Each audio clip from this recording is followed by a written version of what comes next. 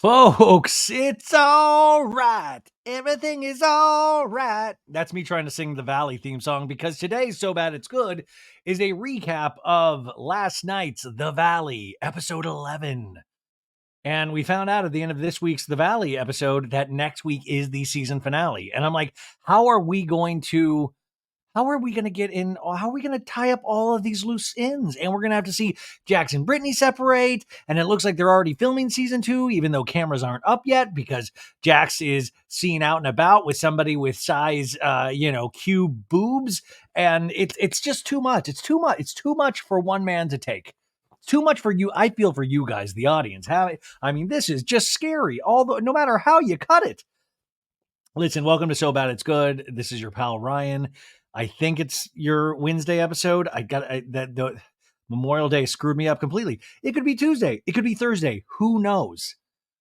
Bad news and good news. Now, well, maybe just bad news. Bad news. If you listened to Tuesday, if you noticed there wasn't an episode in the morning, and if you were on Instagram, I said, "Hey, holding an episode for a guest. It'll be out Tuesday night." And that guest was Janet Elizabeth Caperna from The Valley. Now, we did an over hour-long interview on Monday night, and it was really fun, really funny. I don't think it was too controversial in any way. And I know, and I've told you guys, I've known Janet from a previous life. And it was great to talk to her, great to ask, great to joke around, great to poke fun at certain things and get some answers on certain things. And she was completely open and it was so much fun. And so we, I couldn't release it until after tonight's Valley episode because we talked about elements from last night's episode. Now, by the way, also, I released a whole nother episode Tuesday afternoon where I explained the story as well, but I'm assuming a lot of you guys didn't hear that. So go back and listen to that. It's actually turns out a really good episode. Well, I don't know if it's good, but it's a fun episode. Just me.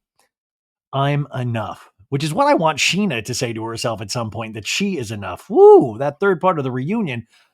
Oh my goodness. It just knocked my dick right into the dirt. I'm sorry to be so foul. But it was really the brutal ass kicking, not ass kissing. Well, it depends on which character, but it was a brutal ass kicking. I can't wait to recap that. Well, I can't wait to recap it I think I can't wait. Yeah, I can't wait. I'm excited to recap that for you. You'll hear that Thursday. We'll do the never before seen Peacock version. So we'll have the added scenes in case you don't have Peacock. I will reenact all of those scenes. So anyways, we did this interview and I was like, okay, we'll release it tonight or Tuesday night after the Valley airs. And then it's like 7 a.m. I'm getting ready to go to Jeff Lewis over on Sirius to do his radio show. And Janet texts me and is like, hey, might want to take out this one section. Can I hear it? And I was like, oh, that's a bummer. We can take out whatever you want, but it's a bummer. That's a great section that we were talking about. And then she mentioned it so we did this interview. It's hard to explain how interviews work, but usually, sometimes with the Bravo celebrities, it'll go through Bravo PR. Now me and Janet know each other. So, we had been talking about this for a while. So I thought, no big deal at all. Fine. Great. Happy to get an hour. Oh my goodness. So much time. And then she texts, she's like, hey, listen, Bravo PR, or I think it was, she said PR, who knows? Maybe it was Bravo, maybe it was hers. I think it was Bravo's. Said, hey, we're not going to have time to listen to this today, but actually we might need to re-record the entire thing so they can be on the call with you guys. So I might have to re-record the entire thing. I hope not, because we have a whole hour and 5-minute episode with Janet that I think is fabulous. And also not, I want to make it clear, I'm not like a gotcha podcast. I mean, I try to make it fun for anybody that comes on. And I still try to get some questions answered. And she did amazing in all of those things. And I think it would be such a good thing for you guys to hear it, especially with how she's viewed as a character in some circles. I think it would be really interesting. So hoping that I'll be able to release that very soon, or I guess I'll have to re-record it. But I even got to, I will say one thing I said. We talked about the Valley being renewed for season 2. And I said, have you met your new cast member for season 2? And she was like, what? And I was like, Jax's new lady, Paige Woolen. And I was able to, not able, I was just like my natural curiosity. This had just happened over the weekend. I was like, what the F, Janet? What is Jax doing? Are you kidding me? This is so Jax. And she was very diplomatic and nice about the whole thing. But I was also just like, is Brittany okay? What the hell is going on over there? My God. I mean, it feels like cameras should just be religiously up 24/7. Cameras should not go down at this point. But I found this interesting because Glorified Gossip Girl, an account I love on IG, just posted this. And I thought it was funny after talking to Janet. Who knows if this is true, but somebody had, I guess this person DM'd Glorified Gossip Girl about boots on the ground from Jax's bar, Jax's saloon. And this person wrote them in a DM, went to Jax's tonight. I asked, where's Paige? Paige is Paige Woolen, the girl that we're talking about that was hanging around with Jax this weekend. And Jack said that to respect Brittany, he wouldn't be bringing Paige to the bar again. But he then said he looks like an ass now. Well, not now, but that he went out with her for, quote, a reason, and that we will see eventually, and that not a single cast member commented on it publicly for a reason. Did you notice did you notice how not a single cast member mentioned it? Well, I hate to break it to you, Jax. Janet did talk about it, politely on this show. You might not ever be able to hear it, but yeah, it was commented on. And by the way, if that's what the problem, I can take that out and we can still release it. But I think that is wild. I still can't get over it. In fact, a lot of you guys had DM'd me or messaged me when I posted that on Instagram about Paige Woolen, this girl, and posted this Daily Mail article with her. And then a lot of people said, oh my God, she used to go on Jeff Lewis's show all the time. So I was on Jeff Lewis's show today with Sarah Colonna, and I brought it up with Jeff. I said, who is this Paige Woolen? And we actually had a little talk about her. And what a small world, right? It's just so weird, but it's just so, I know I keep saying this, but it's like, artificial intelligence couldn't write something this on the nose. It is so on the nose if you know the history of Jackson, just what he says he likes in women. And now he potentially is seen with a girl. And I hate to keep saying this because I don't know if this is misogynistic in any way or sexualizing somebody, but she openly admits she has gigantic, gigantic boobs. Is that okay to say? Like, like she even talks about it, this person. So like, I just keep thinking about that one season with Jax where he made Brittany, he didn't make her, but they decided to get the boob job together. And then he decided since he was paying, he gets to determine which size she gets. And then also if they do split up, does Jax get those boobs back? How does that work? Like, does he get one? Like, how does that work? It scares me. And I got to tell you, I make fun of that couple tons over the years. But at the same time, I'm like, oh shit, man. All these things that we predicted are coming true. And you see it in last night's episode of The Valley. You see it, especially in the last scene when Jax goes out with the guys. But I like how it's like a very male kind of like, she'll never leave me. Yeah. Yeah.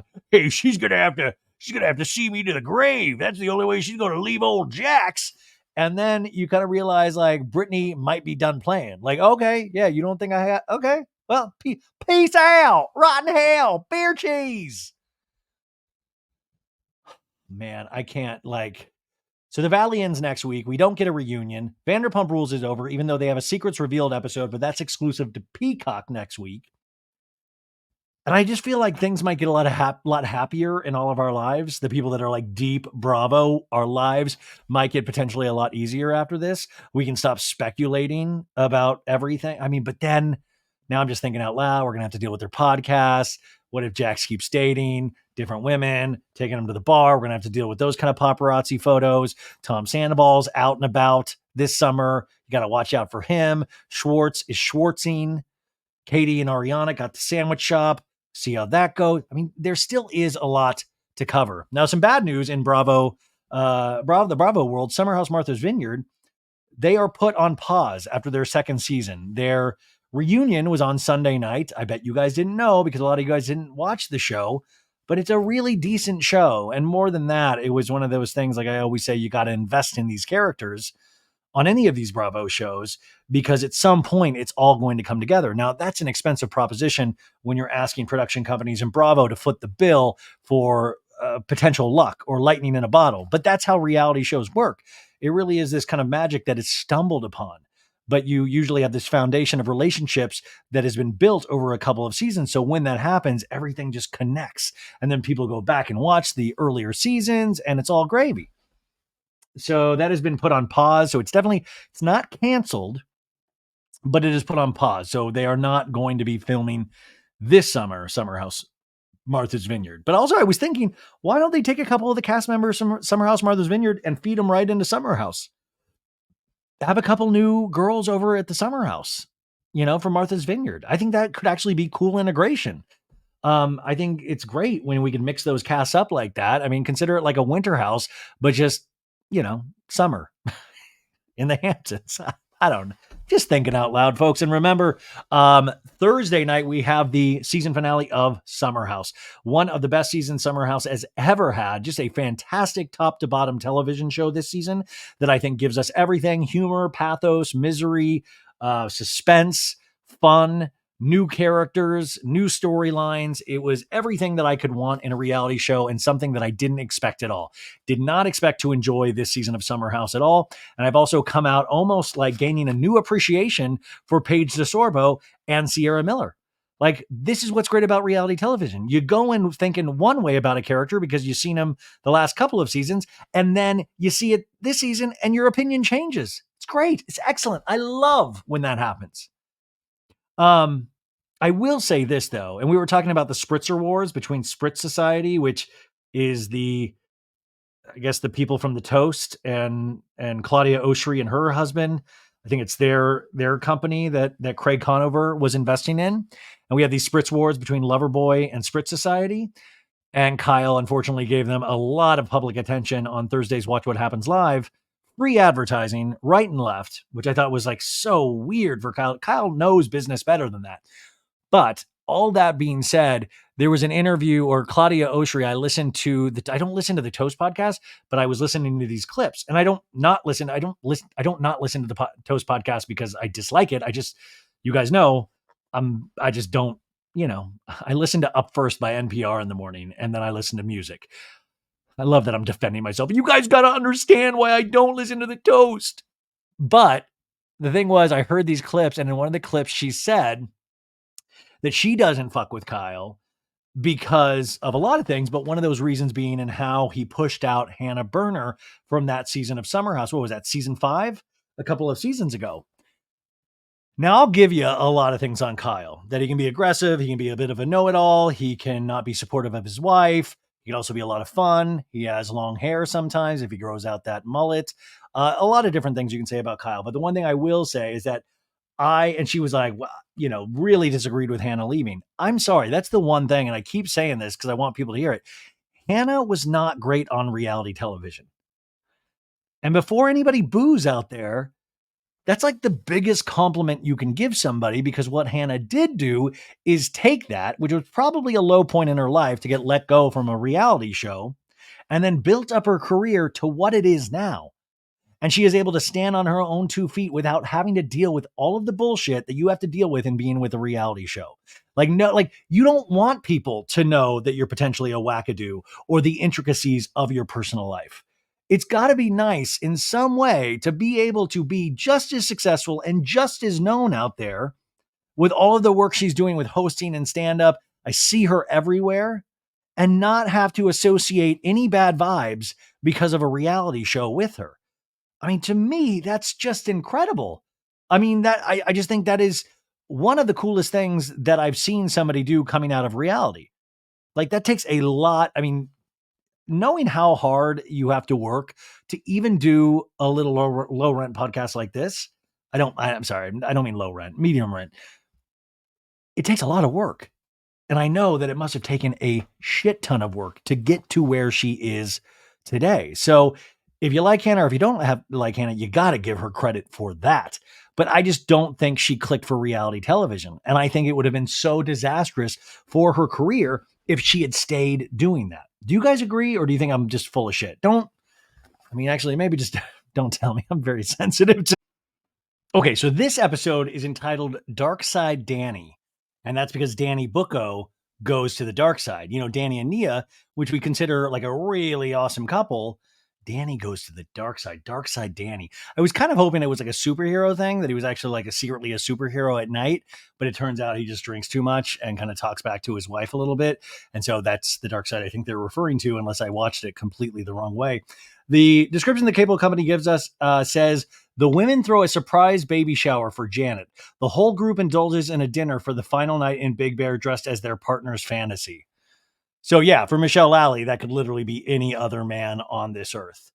Have you ever watched a relationship completely, not even like bombastically explode, because it almost feels like Michelle Lally especially is past the bombastic stage. So like there's just this, it almost, when you watch her, it feels like she's in Shawshank prison.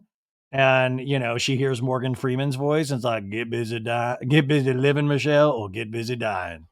Michelle Lally crawled out of 3 miles of shit to get out of Shawshank to escape Jesse Lally. She always seems like she has this air of resignation, like, oh God, the choices I made have put me here. And the only reason I can joke about this is because I'm a professional podcaster and the bad boy of podcasting, and the fact that I know that they're in different relationships now and they both seem so happy, which I talked about with Janet as well. It's so frustrating. So last week's episode, remember, they were in Big Bear. All of these things happened. Guys got drunk. Jax was like yelling in Brittany's face, like, you drink too much. Oh, I know you. Did you give her booze today? Did you give her? No, Jax, it's my stomach. How dare you talk to me like that?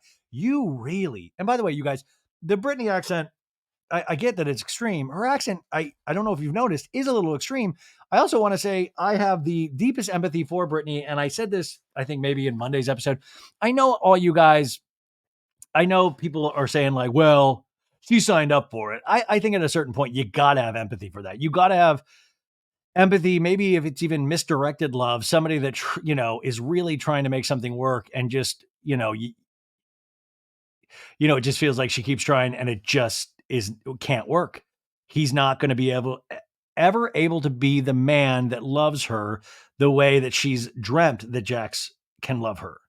Does that make sense in a weird way? It's almost, it's different, but there's a little bit of a similar thing with Katie and Schwartz. Katie had to leave because Schwartz was never going to be able to love her the way that she thinks she deserves to be loved, or the way she deserves to be loved. Let me correct myself.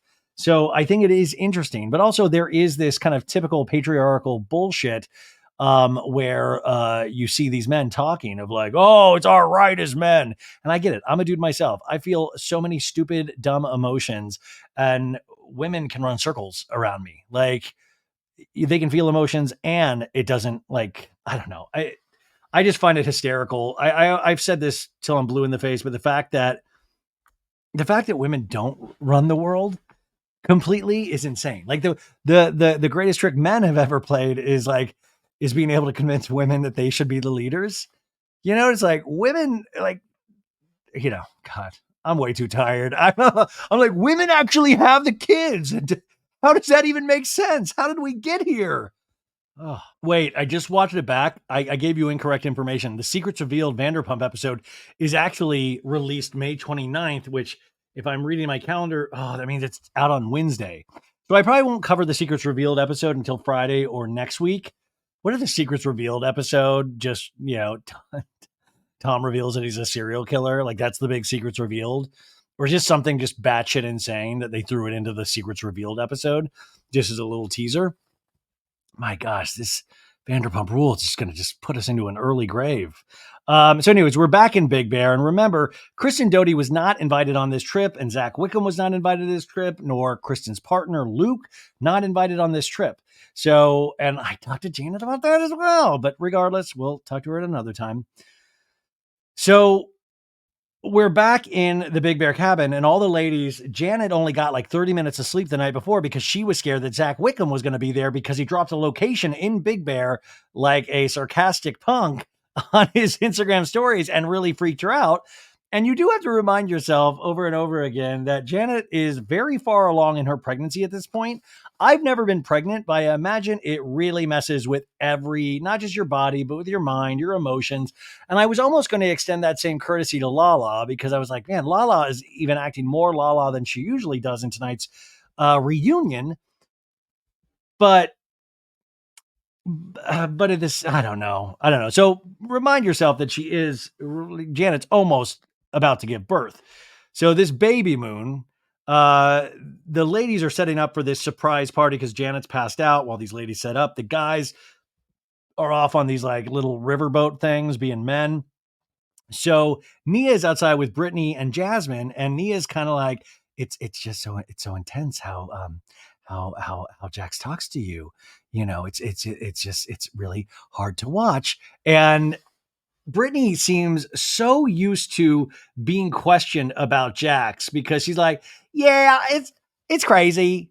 No, I gotta talk to him about that. He's definitely gotta work on that.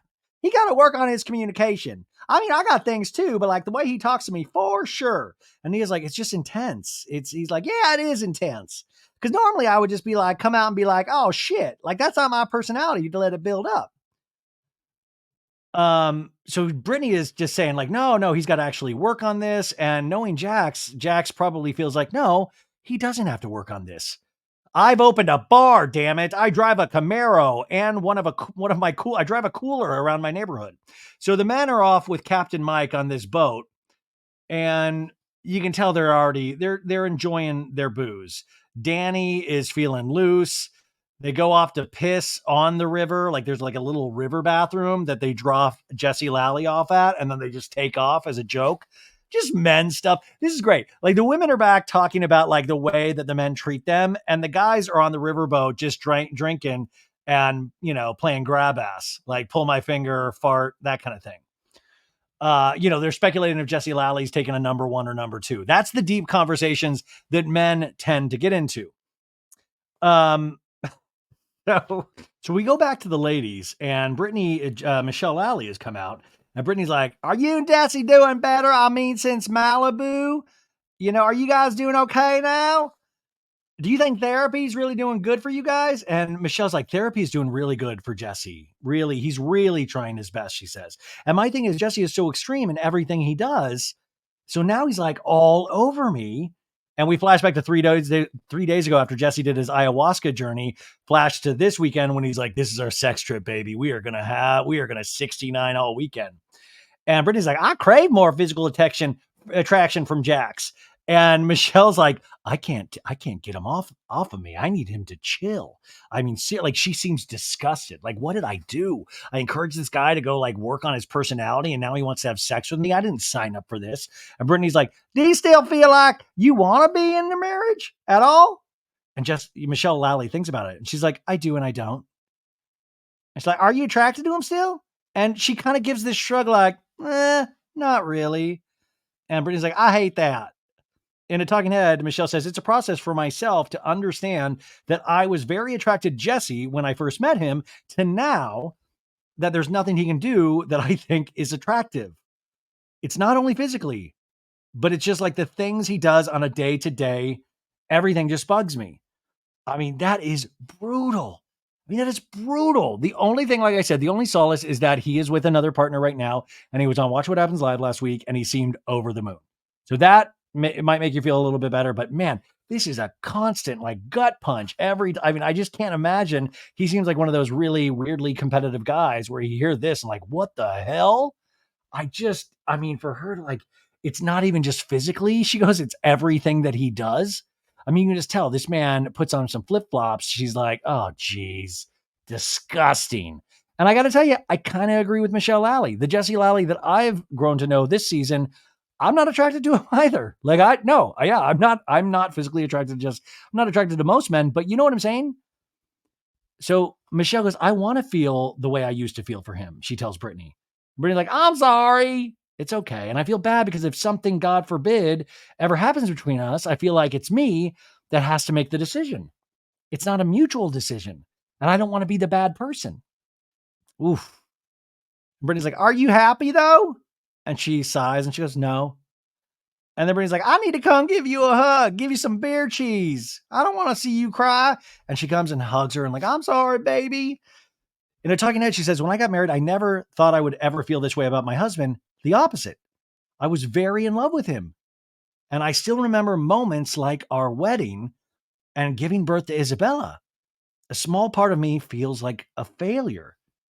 Um, she tells Brittany, she's like, I never thought I would get to a place like this. To me, this was such a really, I mean, if you really take it at face value, this is a really important scene. And we usually see men either cheat on their partners or they fall out of love or they feel that, over the hill thing. So they look for something that's going to make them feel younger. And they're the ones trying to get out of a relationship. And her, she's like, I never thought I would feel this way. And if something is going to happen, I'm going to be the one that needs to do something about it. And I'm going to be looked at and feel like a bad guy. And you sense this internalized guilt that she is carrying, which also just has to make you miserable as a person. And I think that's true. You don't get into a marriage. I can speak to my own personal experience. You don't get into a marriage thinking that one day you're going to get out of the marriage. You just don't. You just don't. That wasn't even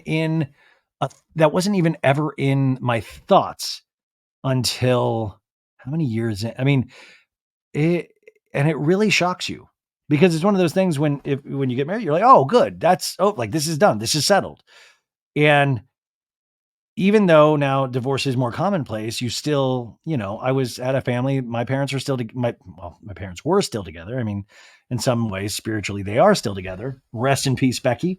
Um, but you just don't do that. You don't go, this is my first one. Let's get the mistakes out of the way. So it really fucks with your mind. I'm sure it fucks obviously with both people in any sort of marriage, but it really can throw you. Really can throw you. Okay, so now we get back to the goofballs.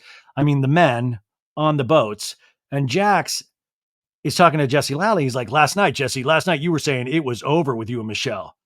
And Jesse's like, when I get emotional, I digress into that she's going to leave me. But the truth is, we're both working at to sort of get it back to square one. Marriage is tough. And Jax is like, it's not easy, man. You know me, brother. I know it the most. It's not easy. And he's sitting there, Jax, with like an open bottle of tequila, very gentlemanly.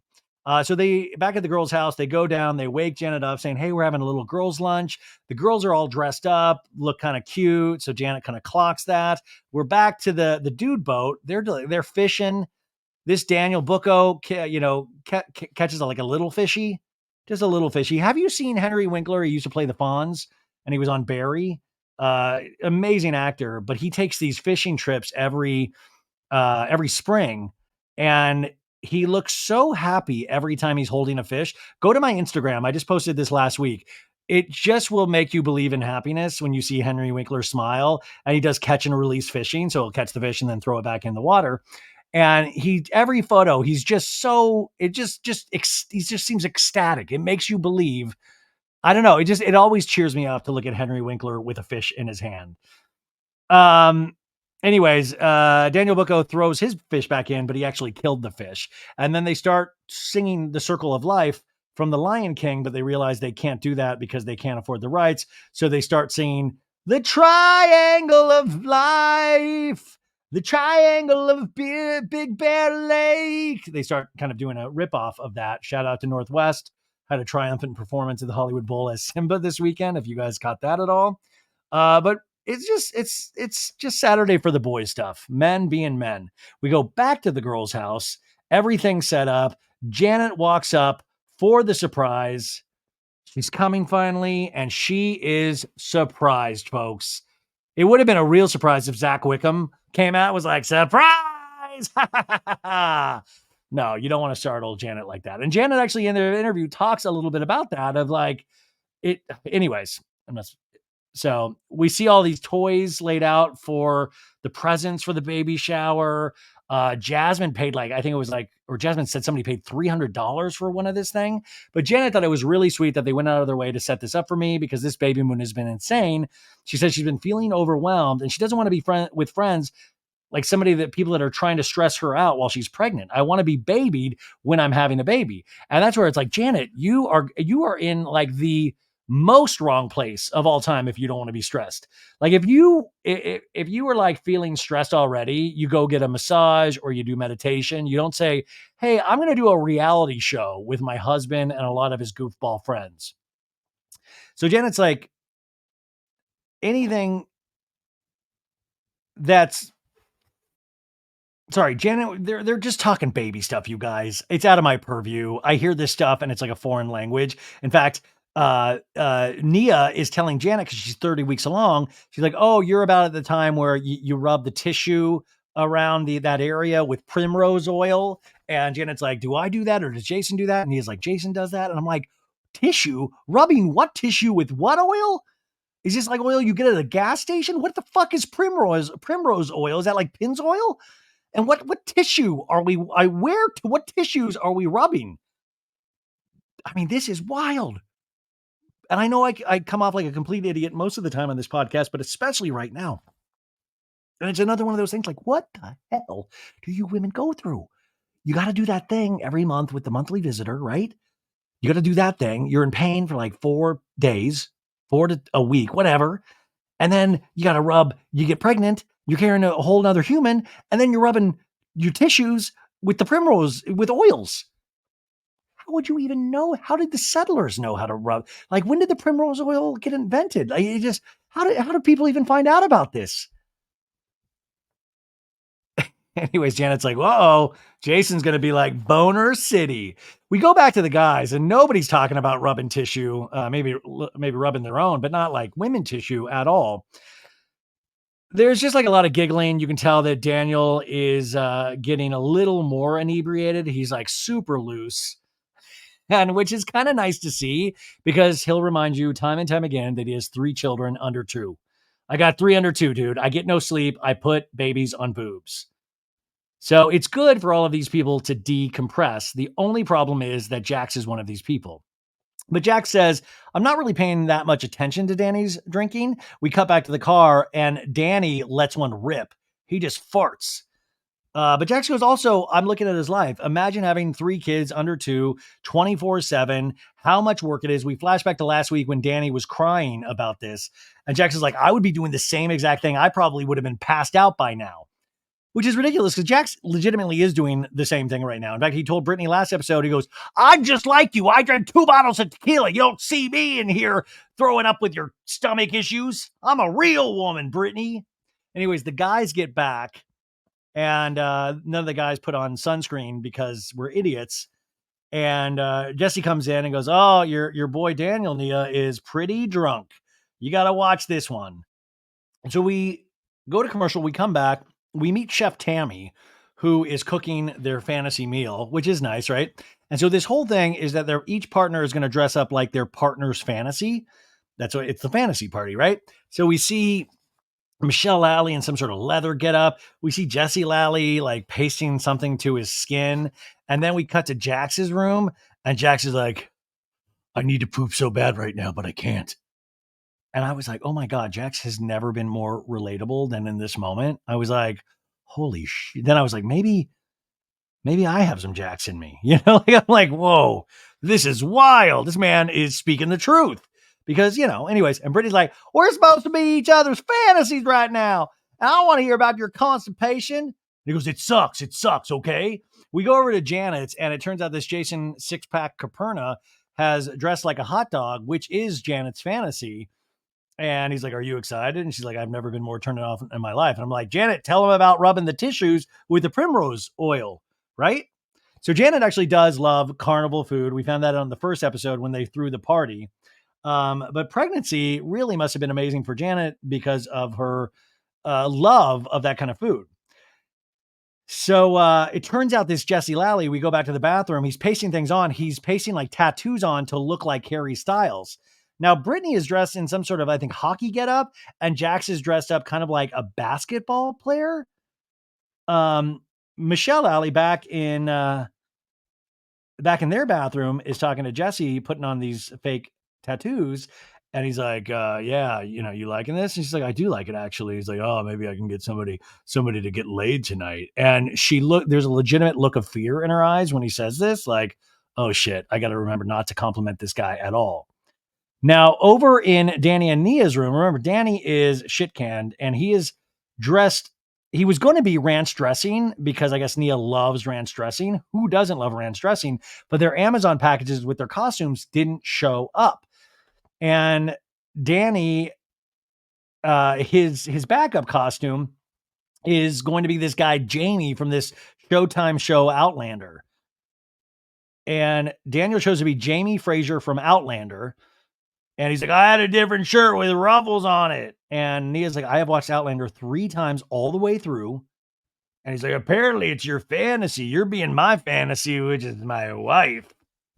Nia says, I was so excited about my costume that didn't show up. I was going to be a giant bottle of ranch. She was going to be the ranch.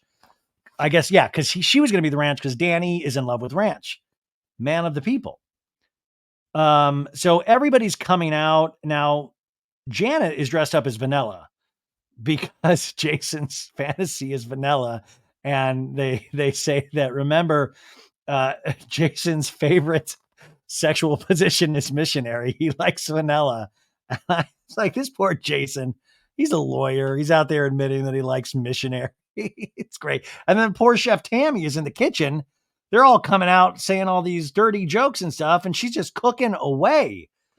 Tough stuff. I like Jason says in a talking head, he's like, yeah, man, like 3 positions. If it's any more than that in sex, like, who are you showing off for here? I like that, man, because that means that man is not addicted to porn in any sort of way. 3 positions. That's all you need, right? Some people say 1 position is all you need. Anyways, this is a family show. So then they go to Michelle Alley, and she comes out, and she is dressed as like Booty Michelle. Like, she looks like that girl from the Matrix in a sense. It's all leather, like a long leather coat. And Jesse Lally is dressed like Harry Styles, but he does look more like Elton John than Harry Styles. And he's really proud of his costume. Now, this outfit that Michelle Lally is wearing is the same outfit she wore. She's like, I canceled our first date with Jesse and I went and got drunk with my girlfriends. I called him at midnight and then I showed up in this. This was her booty call outfit. This was her booty call outfit. And I would say also, I feel like this was not thought out on Michelle's part at all, because if you're trying to legitimately not have any physical contact with Jesse Lally, don't like trigger him with the outfit that you first came over for booty calls, like making love to, like that is legitimately like, that's just like dangling a sexy carrot in front of Jesse Lally Elton John's face. Anyways, Jax's fantasy is a puck bunny, which Brittany is, and she comes out. They come out, and Jax is on these stilts. He's on these stilts to be taller. And Jax comes out. He's like, he's an NBA player. That is Brittany's fantasy, is a NBA player, which I'm like, Jax, you better be careful. I want next season, I want Brittany to date an NBA player. Can you imagine that? Could you imagine that? I don't know enough sports players to even make. I was like, what if Brittany dates Michael Jordan? I'm like literally trying to think of basketball players. Who's the big one? Anyways, Jasmine is dressed as the singer Kalani. They all sit around the table, which is beautifully decorated. All the candles. Brittany's like, it's so cute, guys. And it seems positive. It doesn't seem crazy yet. So Chef Tammy comes out and she's going to give a little speech about what to expect. She's like, I don't know if you know what to expect about the menu. It's why this is special. Do you? Do you know what to expect? Nothing is Scottish tonight because Jesse Lally's like, is it Scottish? No, sorry. Danny says, isn't it Scottish? He's like, these foods are an aphrodisiac. There's an aphrodisiac component in every dish. And Brittany goes, whoa, yeah, date night. Like, Brittany is very excited that there's an aphrodisiac component to these dishes. And Jax looks comatose. So it's really wild to watch. But I got to say, I love watching. I don't know. For some reason, you just can't imagine the Vanderpump Rules cast at this point ever sitting around a Big Bear cabin at a table like this.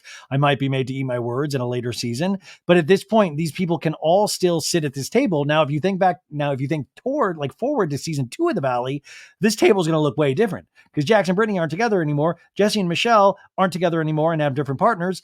Janet and Jason have a baby. I mean, there are so many different elements that will change in season 2, but for now, it is almost even funny because not a lot's happening in this scene, but it's great to look around the table and each one of their faces, it kind of tells its own story in a sense. Like, Brittany is just having the best time.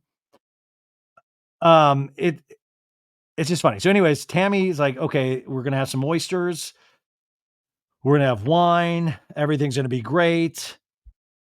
So you do see Daniel Bucco. He is drinking what looks like a glass of water, but they point out that it is not water. And this dude is straight up chugging vodka. Like, I'm not even that hardcore. I'm like, oh, dude. But at the same time, being a student of reality shows, you're like, hell yeah, brother. Keep it going. That's called a storyline in that class right there. Anyways, they cut to like everybody's trying to do a Scottish accent in the talking heads. And Brittany trying to do a Scottish accent with her accent. She's like, I'm Scottish. Ah! And then Jason Caperna's like, I am Scottish. I am Isada Tuma. And it sounds exactly like Arnold Schwarzenegger. But it's cute. I don't even mind these little cutaways. So Daniel stands up completely drunk.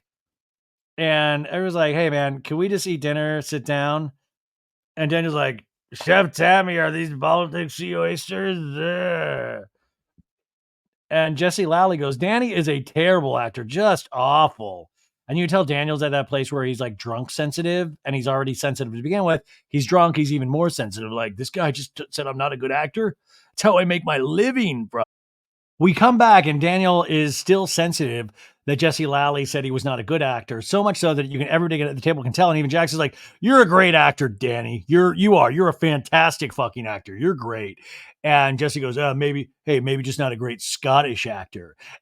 And Daniel drunk goes, I was just doing that right now, man. I was just doing it right now. It was like spur of the moment. I wasn't like prepared. I didn't study anything. It was just like in the moment. And even Janet's like, that is rude. Like, Jesse, rude. Jack says, if we learned one thing this trip is that Danny is very sensitive. So we keep hitting that sensitive over the head. But in my mind, once again, looking forward to season 2, that sensitivity is really great. It's a great character archetype where I'm like, so many things can happen based on somebody's extreme sensitivity with a group of really alpha males. And we do a whole cutaway of all of these examples of Danny being sensitive and just like maybe Jesse could just lay off a little bit. So Daniel Bucco again goes up as his Scottish accent with Outlander. Janice says, we need a new word for how lit Danny is today. And he's like, am I Irish or am I Scottish? I'll take a Scottish whiskey. And Nia and Danny goes, I want Daniel to have a good time. He's having a little bit too much of a good time right now. And there's some awkwardness. And Michelle Alley goes, I don't think that's Nia's fantasy, what he's doing right now. And they're like, hey, let's talk about houses real quick right now. Nia and I were talking, Michelle Lally says, yesterday about you guys finding the right location of where you actually are going to buy a house. And we flash back to last night when Nia and Michelle had that conversation about Nia being adamant about not wanting to live in Santa Clarita. And Nia's like, well, I definitely communicated with Danny about why I didn't want to do that.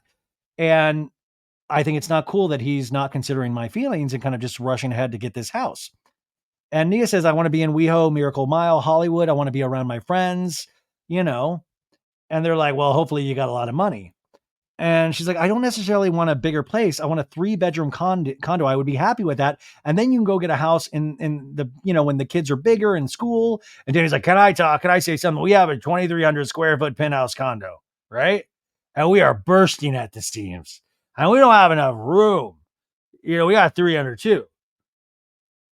And in a talking negative, like what I make and what we make collectively, he says, this is what we can afford. And in the valley is where we need to be looking. And Santa Clarita is, we're talking deep, deep, deep valley. And Jackson's like, you don't need to feel bad, Danny. You don't need to feel bad about what you want. He's like, I don't. Jackson's like, you're at the top bracket of where you are in life. You were at the top. And then Jax is like, you need to stand, and Brittany's like, just you, not Nia. What are you talking? Because the men are talking about it like it's just them, not that they actually have partners or spouses. They got to do what makes them happy. And Jax is like, no, brother, you got to listen to your heart, man. It's all you. Classic Jax. So it's getting rowdy and everybody's laughing. And Daniel all of a sudden is like, no, stop. You don't understand, guys. You don't understand. And Nia now is like sitting next to him and kind of like grabbing him by the neck. Is like, stop, babe, stop. He's like, don't tell me to stop. Nia's like, Jax is supporting you. And Jax is like, I'm supporting you. He goes, I know he is. Everybody knows. Nobody knows what is happening. Who has 3 kids here? And Nia's like, stop. You're getting really intense. And Jax is like, hey, we talked about this like last night. Nobody cares about the dad, right? Nobody cares about the dad. And it's everybody is like throwing in their 2 cents, and Danny is just shit canned. He's never going to be able to hear any of this. And Nia is starting to get completely embarrassed. And she's like, stop pointing at Jasmine. No, because she's talking to me.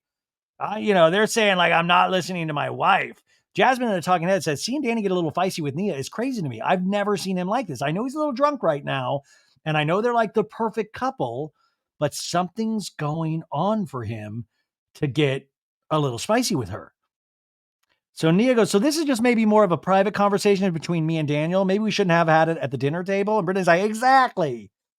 And Daniel's like, when somebody says you wanted this, she's like, stop, Daniel, stop.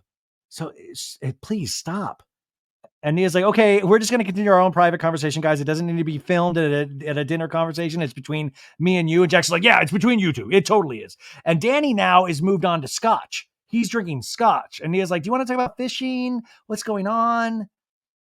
And then he's like, fuck. And Nia's like, now you're cussing at me, Daniel, on national television. To me. You're cussing to national television on me.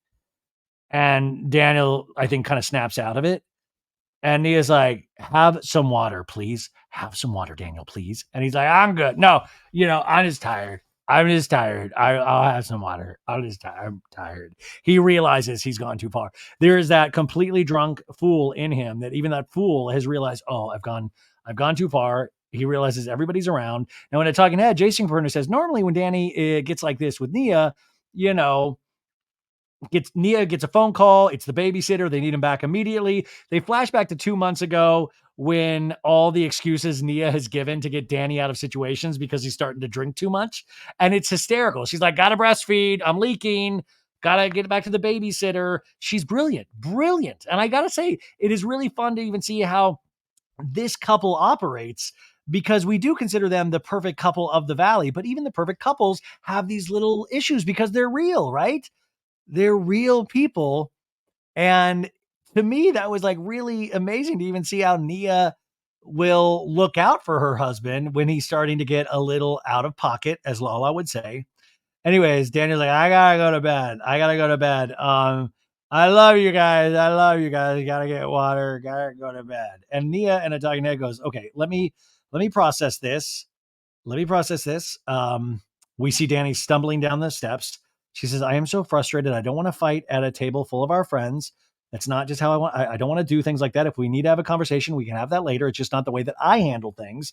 And then Nia does a shot herself finally while Daniel sees himself to bed. That is to me as real as marriage gets. I mean, just somebody that's been married in the past, that is a very, very real scene. We're both, oh my God, chills. So it's the next morning. Daniel and Nia, we see them in bed. Nia has their 2 babies next to her. She's like, playing with them a little bit. And she's like, wake up, baby. In a talking head, he's like, it was the altitude. I'm like, no, brother, it's the alcohol. We go over to Janet and Jason's room, and Janet says the baby's kicking. Feel this. We go to the kitchen. Jax is making himself a bagel. I noticed he didn't make Brittany a bagel. And then we go to Jesse and Michelle's room. They're up. They're ready to go back to town. They're talking about are they going to pick up their daughter, how that's going to work. And Michelle's like, yeah, I'm a little exhausted. We'll pick her up later. Don't forget your Harry Styles glasses. Isabella will love to play with them. And he's like, yeah, don't forget your lingerie. Like, hey, I played it very standoffishly when out of nowhere, Jax brings up Michelle, something Kristen lied about. So now we're going back to that conversation from 2 days ago when Jax tells Jason Lally that Kristen said Michelle was texting sexual pictures to other people. And at that moment, Jesse Lally was like, do you guys see how affected I am right now? I don't give a shit who she talks to. I'm not a jealous person. Now, in this day and age, this scene, he goes, I don't like to hear things like that because then it makes me question you, Michelle. And it's like, okay, well, why would somebody just randomly make that up? And Michelle's like, well, I mean, I was pretty clear with you about everything. And he goes, I know that we deal with clients differently than, Kristen would ever have to deal with anybody. We flash back to men's pool day where Jesse was talking about Michelle getting wrecked with a famous actor. saying you have to do whatever you have to do in real estate. Now, in this scene, Jesse's like, but the truth is, like, I don't ever touch your phone or get near it. Or if I walk by you, you close your phone right away. Then there's a rumor that you're sending sexy or flirty photos to guys. And I know it's coming from Kristen's mouth, but the truth is, like, you start to compound all those things, you know? And Michelle's like, well, I think it's funny that you're questioning me like this right now. I'm not questioning you. Yeah, you actually are, Jesse. In a talking head, he goes, this morning started off pretty well. We had sex this morning. And I was like, oh my God, poor Michelle. And laying there, I started thinking to myself, he says, could there be any truth to what I'm hearing from everybody? Because we had sex this morning, he says, and she acted like I wasn't even there. And she had her eyes closed. I can't put my finger on it, but I can feel the energy is completely different. Now, listen, brother, you ain't in that path. She literally had her eyes closed. You nailed it directly on the head. He's like, I'm kind of feeling like something's off. Like, she literally kept mumbling, make me a bird so I can fly far, far away. Like, I like that she called me Roger the entire time. I mean, that is brutal. That is such a very specific memory of, like, not for, but for him, like, to describe it, of like, she had her eyes closed during sex. And I love that 2 days ago, we flash back to this thing where he's like, I'm not even concerned. I don't care. You see me, Karen? I don't care. And then 2 days later, he's like, I'm going to completely question this lady within an inch of her life, even though she just had sex with me, but it was not satisfying sex because her eyes weren't open. So now I really got to drill down on her. And then he goes to her, he goes, I just started thinking how foolish we would look after putting in all this time and money into our marriage and talking with Scott, our therapist. And then it comes out that, like, oh, here's a picture of Michelle in lingerie that she sent. And she goes, I did not send any pictures to anybody. Let's make that clear. Not doing anything bad. And he kind of takes that in. He goes, I trust you, and I certainly don't trust Kristen. So, Now, in a talking head, Michelle Alley says, Kristen is accusing me of being a traitor when she has cheated on all her boyfriends. Said cheated on all her girlfriends. And the producer goes, are you saying that she's cheated on Luke? And Michelle just smiles. And he goes, is that something you would want to talk about? And she goes, I don't know. Oh my God. So she is insinuating in that moment that Kristen Doty has cheated on Luke. Oh my God. Has anybody checked her Instagram tonight? Has she responded to this? Because I just feel like a smokestack's about to blow. Like, holy moly. She just dropped that little piece of information. Now, is that true? Or is that getting back at Doty for earlier in the season when Doty goes, she had a boyfriend for an entire year? Remember that? And then we haven't heard about that at all after that. Also, I love that this Jesse Lally like, we're going to look like real idiots if it turns out you've sent exotic photos to other people. I'm like, no, dude, you're going to look like an idiot because of how you've behaved and treated your wife that potentially led her to this point. Sorry, you guys. I keep thinking about rubbing the tissue with the primrose oil. I don't know. Anyways, we find out that he's also wearing Michelle's flip-flops or her sandals. She's like, you have my sandals on. Thank you for giving me your athlete's foot. And then he goes, yeah, well, you can have my herpes too. Class act, buddy. Class act. What a great joke. We got another Mr. Dave Chappelle in our midst. You can have my herpes too. So Brittany's out in the kitchen with everybody, and she's like, I'm not a morning person. Jax knows let me have a little couple minutes. You know, Jack's like, yeah, I know not to talk to her in the morning. Not that Jax was like probably rushing to talk to Brittany ever. Anyways, now Brittany and Janet are going to go have a little heart-to-heart in the woods before they leave back for the valley. So they're out walking. We see Janet with a Diet Coke, a little DC action, can you drink Diet Coke when you're pregnant? I mean, obviously you can. She's doing it. So anyways, they find this swing set and they're going to swing, which is interesting. I don't know why, but I'm like, this is great. I was like, I love this scene because I was like, this cinematography is amazing. Like, this looks really great. The lighting's great. So Janet's like, basically, I wanted to talk to you about Jax. Obviously, when you guys, and she's like, it was awful. He was like making it sound like I had a drinking problem or something. We flash back to 2 days ago. He's like, I'm throwing up and you're yelling at me. And Jax is like, why do you even drink at all, ever, at all? I wasn't even doing anything, Jax. And then Jax walks out and slams the door. To Janet, she's like, are you kidding me? I'm not acting like Jesse or Daniel over here. And Janet's like, yeah, his delivery, super strong, wrong. He didn't just come out and scream at you. Oh, it's super embarrassing because I'm at home with my child 24/7 and I don't drink with him at home. I'm a mother first and I'm allowed to have a drink sometimes. And she's like, totally. I care about you guys and I love you guys so much. I want to see you guys in a better place. You guys just aren't communicating well. And she's like, Jackson's impossible to communicate with. I've had to deal with this for 8 years. And Janet's like, it's not going to get better on its own. It's definitely getting worse. And I don't want to see you guys. Like, I know you guys, like, you don't believe in divorce and you would never ever like go down that path. And Brittany's like, oh, we would go down that path. And then they cut to commercial. They're like, oh my God. After saying they wouldn't go down that path, all of a sudden Brittany's like, no, we're going to go down that path. I don't know what's happening to my Brittany accent. I think I'm just tired. Oh, we're going to go down that path. It sounds now just completely ridiculous. So we're back at the swing set after commercial. Janet takes what she just said in. Big pause. Saying the word divorce to Janet is definitely the first time I ever said it out loud, Brittany says in a talking head. And I hate to say that. It's very scary because I never ever thought that I would feel this way. To Janet, she's like, I feel like I'm going to cry because I just feel. And Janet's like, don't cry. Come here. Come here. Come on. Come into Janet's bosom. Give me a hug. I love you. I've asked Jackson to do the smallest things to help our marriage, like therapy, not sleeping with other women, or just being nice to me. Like the smallest, simplest things. And he's still not doing it. Oh, I'm definitely feeling like we might not be together forever. What a brutal talking head. To Janet, she goes, I'm not happy with my body right now. I don't feel comfortable. I don't feel like he's attracted to me. Like there is a lot going on, Janet. We don't have sex ever. We are happy and excited about the bar, but like this happened so fast, it just came up. And I feel like he's now like trying to push away like everything else that we had planned. Like we didn't even like really try to have the baby this month. And we had planned that an entire year. And it really hurt my feelings. And Janet's like, I get that. I totally get that. What would he do without you? I don't want to see it get to the point where he has to find out or he finds out. I don't either, but he just, she groans. If you guys don't do something about this soon, Janet says, it's going to get bad. Damn. Brutal. Brittany's crying, like picking up her glasses to like wipe her tears. Back in the house, Jackson's like, what's that smell? Are those the oysters? Come on. What is that? So everybody's getting up. You can tell Daniel's a little hungover. Daniel's kissing Nia. They're going to go out for a little walk. Daniel keeps saying, I love you, Nia. I love you. She's like, I love you. I love you more. So being like all like lovey-dovey now. So now they're out walking. I'm like, are they going to go to the swing set as well? Like it's like a doomed swing set at this point. So they're walking and they're being cutesy. Daniel has a red Solo cup. I hope there's no alcohol in that.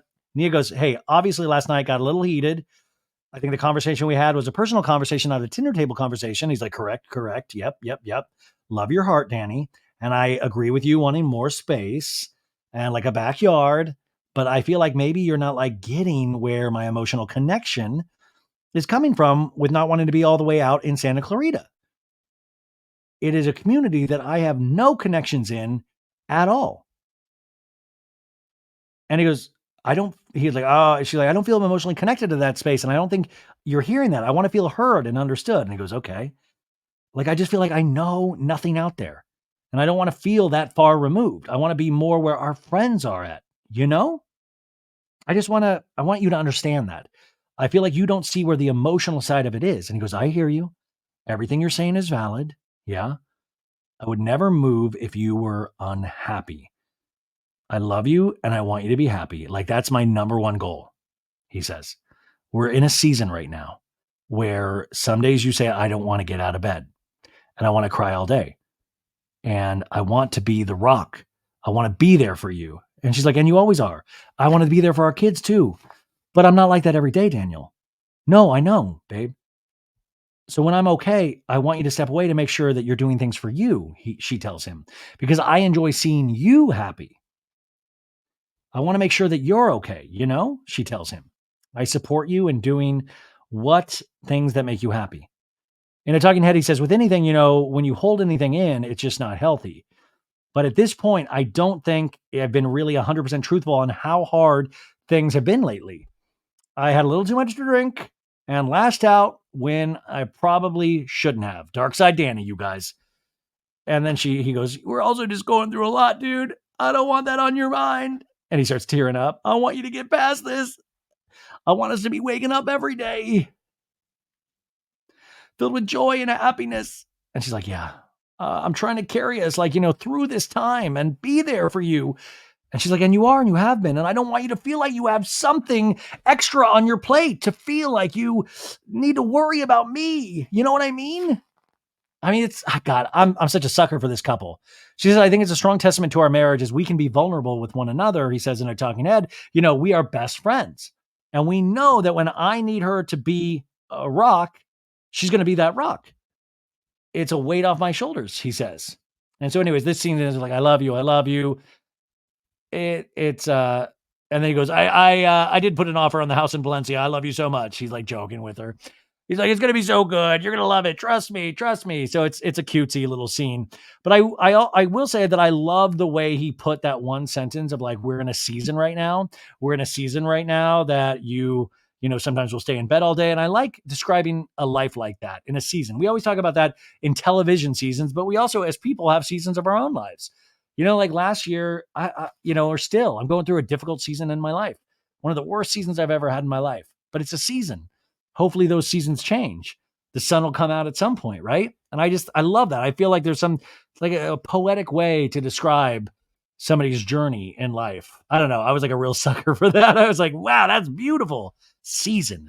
Anyways, we're now back up, and this Jesse Lally is having a guy's sophisticated lunch. It's a Friday's gentleman lunch, and he says it's been going on for about 5 years. It started off as a networking lunch, and he brings in his own bottle of fancy wine. He is smelling like a cigar, and he's like, beautiful, beautiful, beautiful. He says the greatest lunch that they ever had was a $20,000 lunch in the past. It was a 4-person, 5-course meal. Four people, $20,000. Anyways, Jason Caperna comes. You got Mr. Jax Taylor there. You got some guys that I have no clue who they are. And they're all dressed up, though. They're in suits, the whole deal. And Jax comes in. Like, I like Jax always like, I've never seen anything like this. I poop in an outhouse. I feel like Jax has probably had more fancy dinners than all of us put together, but he always acts like, he's like, I don't even know what a suit is. Oh, it's crazy. What is going on here? I do remember that time when Jax would always post his dinner that Brittany would make, and there was always so much corn. It was always like a very corn heavy meal. He'd be like, I love meat and corn.